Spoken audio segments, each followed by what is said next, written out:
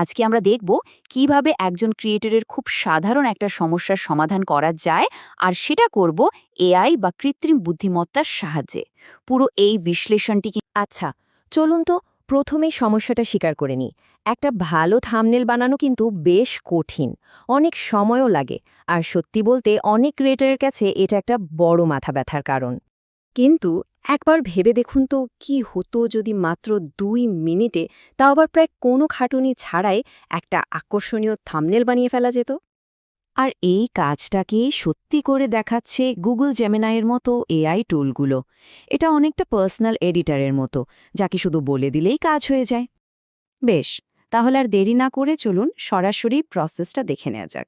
এই প্রক্রিয়ার প্রথম কাজটাই হলো এআই দিয়ে মূল ছবিটা জেনারেট করে নেয়া। এটা কিন্তু খুবই সোজা, মাত্র 4টা ধাপের একটা প্রক্রিয়া। আর শুরুটা হয় ভিডিওর টপিকের সাথে মিলিয়ে একটা সঠিক ছবি তোলা দিয়ে। এখানে একটা জিনিস মাথায় রাখতে হবে, এআই টুল খোলার আগেই কিন্তু আপনার বেস ফটোটা রেডি থাকা চাই। এখন একটা বেশ মজার জিনিস দেখা যাক, সেটা হলো ফলাফলের পার্থক্যটা। সোর্স থেকে জানা যাচ্ছে ঠিক কী ধরনের থাম্বনেল দরকার, সেটা বুঝিয়ে বলার জন্য টাইপ করা কমান্ড কিন্তু ভয়েস কমান্ডের চেয়ে অনেক বেশি নির্ভরযোগ্য। যেমন ধরুন, সোর্সে ঠিক এই রকম একটা বিস্তারিত টাইপ করা কমান্ড ব্যবহার করা হয়েছিল, যার ফলে একটা সাধারণ ভয়েস কমান্ডের চেয়ে অনেক ভালো আউটপুট পাওয়া গেছে। আর ব্যাস, জেমিনাই আপনার ছবি আর কমান্ড দুটোকে প্রসেস করে মুহূর্তের মধ্যে টেক্সট আর গ্রাফিক্স সহ একটা কাস্টম থাম্বনেল বানিয়ে দেয়, যেটা ডাউনলোডের জন্য একদম রেডি। তো চলুন এবার পরের ধাপে যাই আর দেখি এটাকে আরও কিভাবে ভালো করা যায়।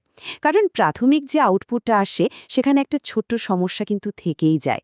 দেখা যায় কি, এআই যে ছবিটা বানায় সেটা প্রায়শই একটু সফট বা ধরুন কম রেজলিউশনের হয়, যেটা ইউটিউবের জন্য একদমই ঠিকঠাক না। তো এর সমাধান কি? সমাধানটা হলো আরেকটা অ্যাপ, রেমিনি, যেটা ছবির কোয়ালিটি ভালো করার ব্যাপারেই স্পেশালিস্ট। এই যে দেখুন, এটা হলো জেমিনি থেকে সরাসরি ডাউনলোড করা থাম্বনেলটা। খেয়াল করলেই দেখবেন টেক্সট আর রঙগুলো কেমন যেন একটু ভ্যাকাশে। আর এবার দেখুন, রেমিনিতে জাস্ট একটা ক্লিক করার পর কি দারুণ পরিবর্তন!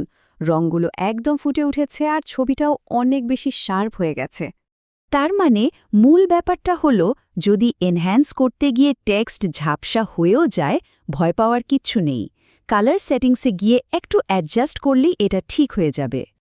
তো ফাইনাল প্রোডাক্ট তো রেডি, কিন্তু এখন প্রশ্ন হলো, এই পদ্ধতিটা কি আসলেই সবার জন্য?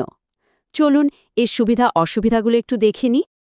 দেখুন, যারা একদম নতুন বা ডিজাইন করতে ভালো লাগে না, কিংবা যাদের হাতে সময় খুব কম, তাদের জন্য এটা কিন্তু একেবারে পারফেক্ট।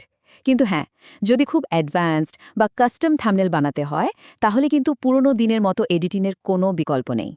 শেষ পর্যন্ত এটা আমাদের একটা বড় প্রশ্নের সামনে দাঁড় করিয়ে দেয়। এই ধরনের টুলসগুলো নিঃসন্দেহে খুব শক্তিশালী, কিন্তু প্রশ্নটা হলো, কাজের গতি বাড়াতে গিয়ে ক্রিয়েটিভিটির সাথে কতটা আপোস করা হচ্ছে।